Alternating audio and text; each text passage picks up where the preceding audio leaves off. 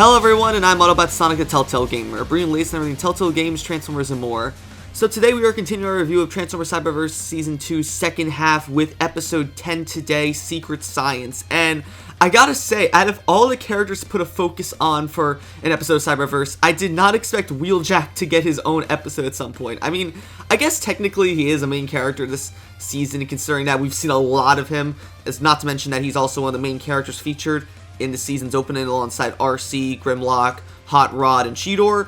But it's still crazy to think that we're actually getting a Wheeljack-centered episode, considering, I guess, how minor he was in Season 1, and he just appeared sporadically throughout Season 2 so far. I mean, he has played a major part in a lot of different events in this season, but it's still surprising that we're actually getting a Wheeljack Wheeljack-focused episode, which I was actually really excited to see. And this episode was honestly one of the funniest episodes that I've seen a Cyberverse so far, so I really did enjoy it. So we're going to go ahead and see everything this episode did right and what it did wrong. Episode 10 here starts off sort of like presumably sometime after Episode 9 Spotted ended. It's Wheeljack out in the desert testing out the scraplet that Cheetor collected for him back at the end of last episode. As you can see, it's got a little Autobot tracker on the back of it so that he can see how it interacts with other scraplets, and he manages to find a scraplet that it interacts with, only to discover that that scraplet has a Decepticon tracker on it. Of course, then he runs into Shockwave, who snuck up behind him and explains that they need to work together in order to take down find Starscream and take the Allspark back from him.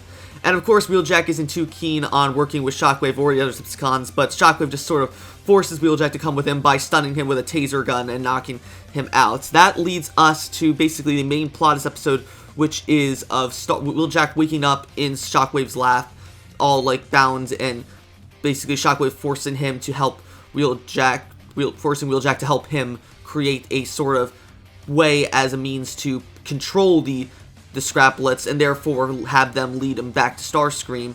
And of course, Wheeljack, though, being the mad scientist he is, it doesn't seem to be too concerned with the fact that he's now Shockwave's prisoners, instead just gawking over all the different technology that Shockwave has created. And it even seems to be a bit that Shockwave seems to appreciate Wheeljack's fondness for his creations, where Wheeljack's discussion of everything made, such as a gravity manipulator, a magnet gun, and other things. But eventually Shockwave does say that Wheeljack needs to get the thing done, and if he doesn't, he'll end up making Bumblebee a test subject, which he's got bound in a like little side room of his lab. Now, when I saw this, I was just thinking, like, oh, not again with the Bumblebee captured plot, because we just saw Bumblebee get captured by Thundercracker and Nova Storm back in Episode 9 last time, and I really thought we were just going to go through a repeat of that. And like, also, how could Bumblebee just let himself get kidnapped 2 times in a row? But there's a nice little subversion of this that I'll get into later on in this episode. But anyway,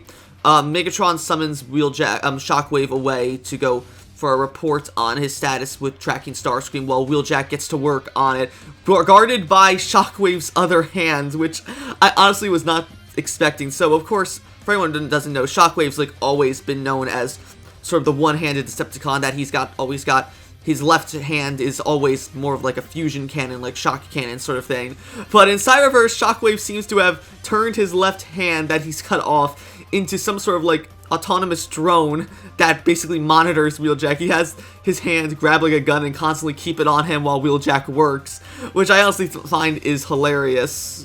But anyway, after Shockwave leaves, he goes to report to Megatron, where Megatron is demanding an update on how his progress is going for controlling the scraplets. But when Shockwave is unable to say that he hasn't found anything yet, Megatron forces Shockwave to move faster, or else Soundwave will take over responsibilities of locating Starscream instead. And Megatron seems to have a fondness of just constantly putting rivals against each other in Decepticons. First, it was in Episode 1 of this season when he had Slipstream replace Starscream as head of the Seekers.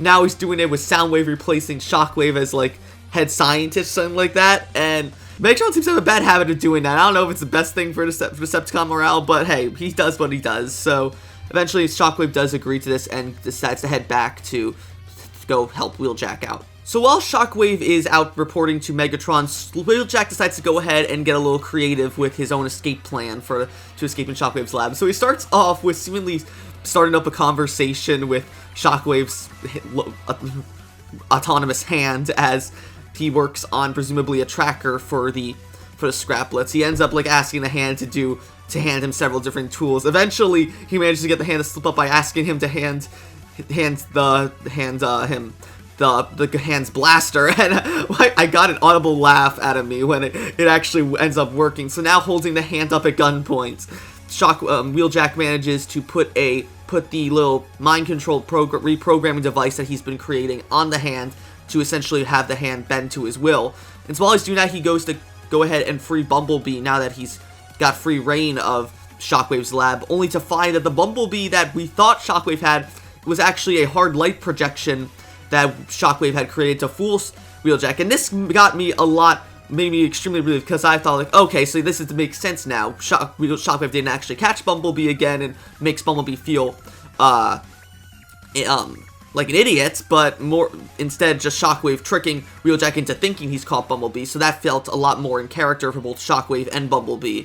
So with that, Wheeljack removes the hard light projector from the Bumblebee projection and instead decides to come up with his own little plan to break out of Shockwave's lab. And I gotta say, this is honestly, like, it's such a great moment of slapstick, like just this whole plot with Wheeljack, that I absolutely love it. So he starts off seemingly taking the projector away from the Bumblebee projection, and so when the time Shockwave gets back, he doesn't seem to be anything's wrong. He has the Shockwave's hand programmed to keep the gun trained on him, like as if he's still being held up and working, and Wheeljack seems to be responding to Shockwave's questions totally fine. Even Shockwave seems to admit that he wants Wheeljack there to appreciate his work more. But when he goes to check on Bumblebee still being captured, Shockwave notices that Bumblebee is now gone, and of course realizes that something's up. So he goes to Wheeljack, who starts to be saying random things, and all of a sudden Shockwave thrusts his hand on Wheeljack, only to find out that Wheeljack had used a hard light projector to create a projection of himself instead,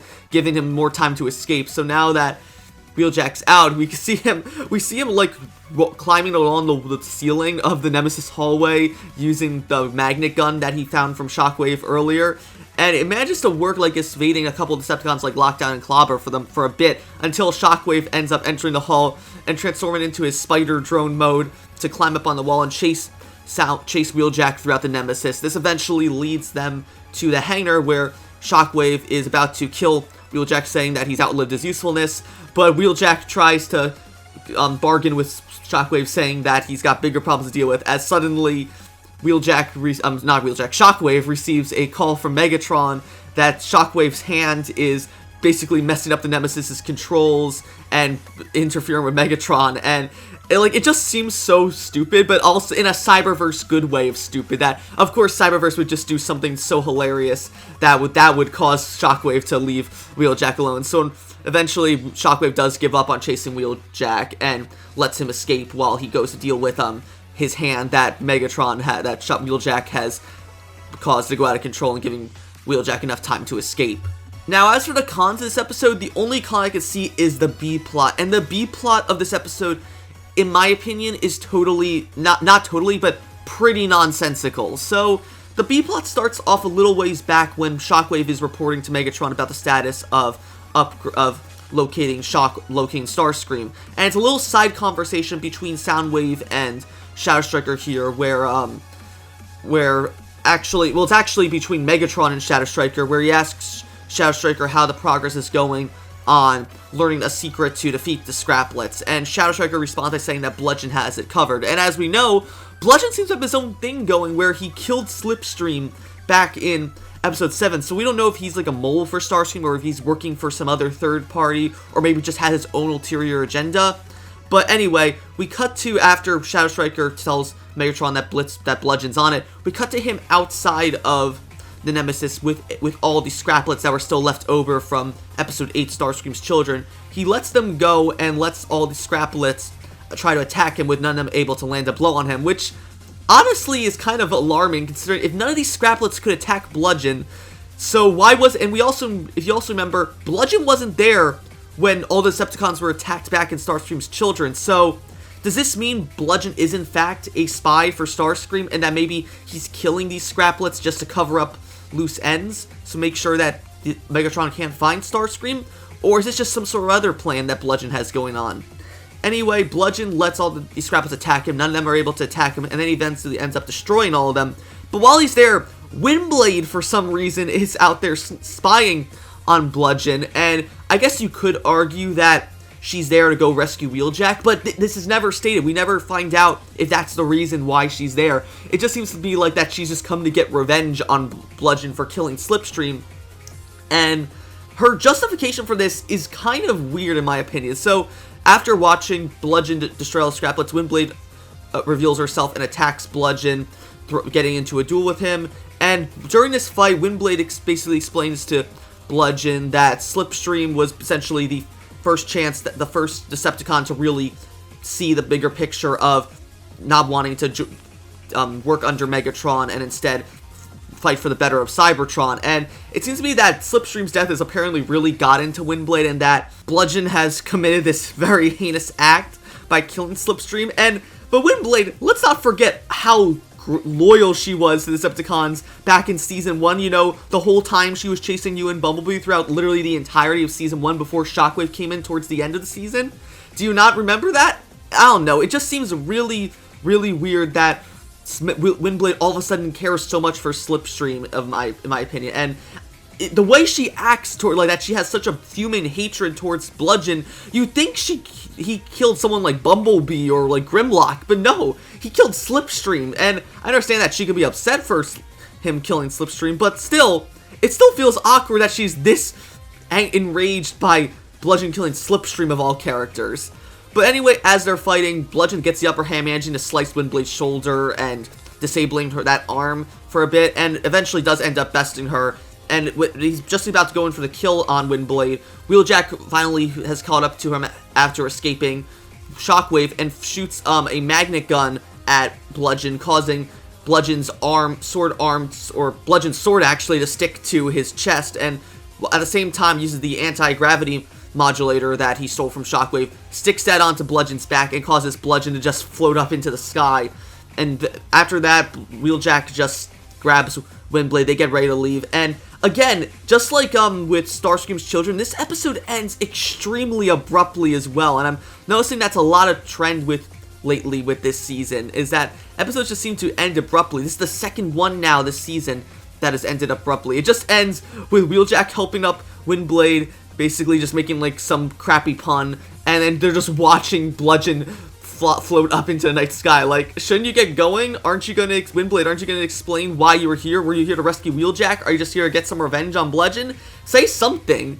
It just feels like the whole plot with Bludgeon and Windblade was needed just to pad out time, and honestly, I think it wasn't needed in my opinion, that it just sort of distracted from the main plot of Wheeljack and Shockwave. And so, that was my review of Transformers Cyberverse Season 2, Episode 10, Secret Science. If I had to rate this episode, I would easily give it an 8 out of 10 again. Honestly, I really liked the slapstick comedy routine between Shockwave and Wheeljack. I loved having Wheeljack be the focus of this episode, and his conversations with both Shockwave and Shockwave's hand were great. His little plan involving having Shockwave's hand sabotage Megatron's quarters just to throw Shockwave off was great, but the side plot with Windblade and Bludgeon just feels so unnecessary and really drags down the episode in my opinion. So really, I really hope Cyberverse Season 2 gets better with these B-plots, and that for the most part they just seem like they're there to waste time, and they're either not entertaining or they just do nothing at all. I want a B-plot that essentially is either entertaining to watch or something that advances either the overall plot of the show or just something that's important. It should matter. So that's going to be it for this review. I'll be back soon with Episode 11, Infinite Vendetta. If you like this review, be sure to like, comment, and of course subscribe, and I will see you guys later. Take it away, Bumblebee. Bumblebee out. And I might know what our future, but then you still control the past. Only you